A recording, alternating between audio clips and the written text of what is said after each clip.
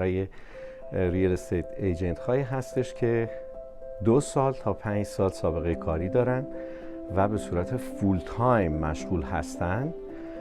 ما آماده هستیم که هایر بکنیم و استخدامشون بکنیم.